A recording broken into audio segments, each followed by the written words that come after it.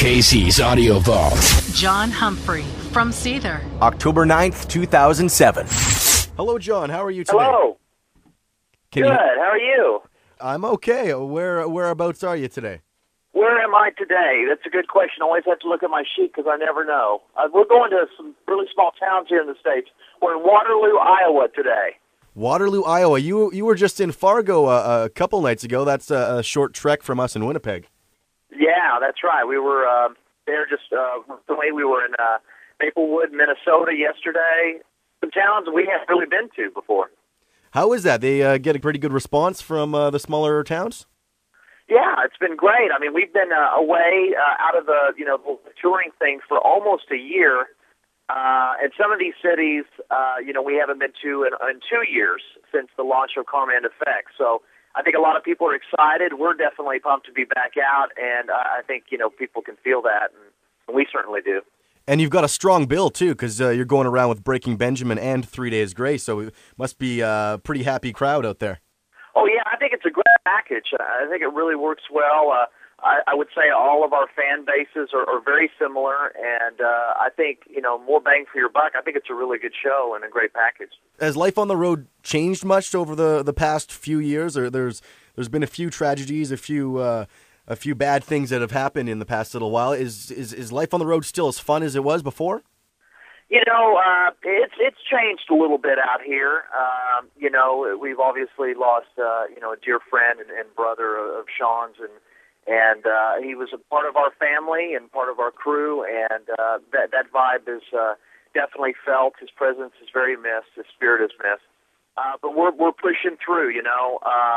We're a family. Our crew and our band, we are a family. We're all together on one bus right now. And when you live in and out of each other's pockets like this, you'll either learn to live together or it doesn't work out right away. And we're definitely family and, pulling together and just pushing forward. And it's good to have a bit of a sense of humor when it comes to certain things. I guess you guys did a cover of Amy Winehouse's Rehab. Is there any sort of backstory behind that?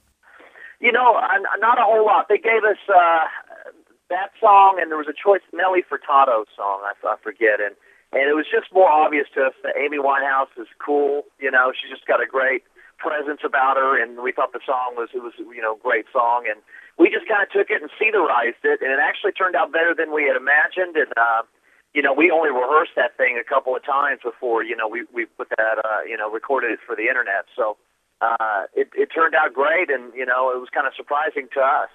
Yeah, well, it seems like checking message boards, fans are appreciating it as well. So it was turned out to be a good choice. Who's to say which Nelly Furtado song were they going to get you to do?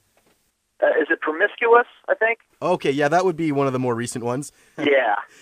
I saw just something we weren't too excited about. So when we were given those choices, it was pretty obvious to us to go with Amy. Any other covers in the works? You guys like to do a bunch of covers at live shows? Yeah, I mean, we love to do it. Obviously, on our last acoustic release, we did Immortality, Pearl Jam. We have favorite bands. We just did an all-acoustic performance last night. We did Nutshell from Alice in Chains off Jar of Flies. And, we just, we've, known for, a couple of Nirvana songs we love to do. It's just paying homage to these bands that we love and, the bands that inspired us to play. And, a lot of us started out in bar bands.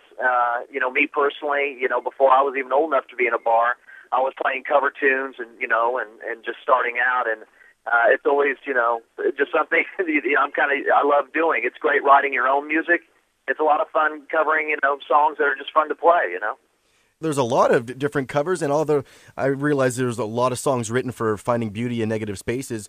Any thought of having a kind of compilation come out or a deluxe edition of the new record?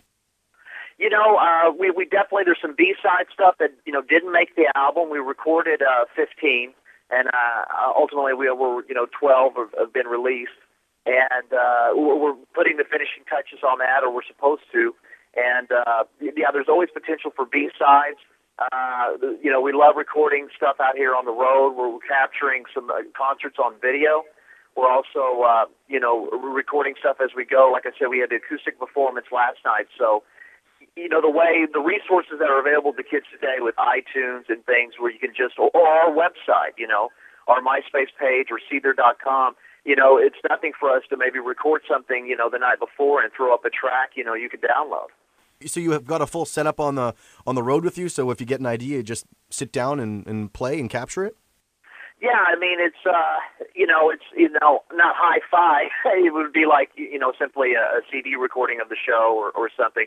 But I think still for the hardcore fans, it would be something be a lot of fun and something that they could add to their collection. What else keeps you busy on the road if you're not rehearsing? If you're writing, you're playing. There's so many things. Do you have time to actually kick your feet up and do something you like to do on your own time?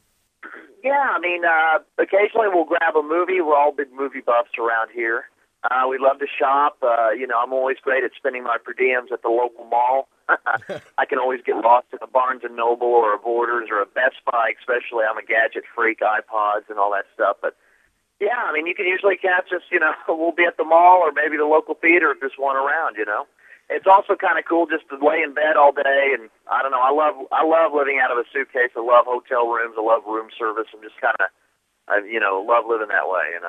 That's good. You like it because you seem to be on the road almost nonstop. That's right. That's right. That break we just had, was accidentally ended up being as long as it was, but otherwise, that's the longest break I've taken in years, personally. So I mean, we're on the road, 11 months out of the year if we can, and I'm sure with the launch of this new album, we'll be out for a while.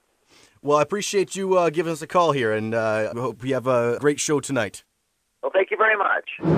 All the interviews you want on iTunes and at Power97.com. Casey's Audio Vault. Casey Norman is Power 97's music director and can be heard every weekday from 2 till 6 in Winnipeg, Manitoba, Canada. Power 97 is Winnipeg's best rock.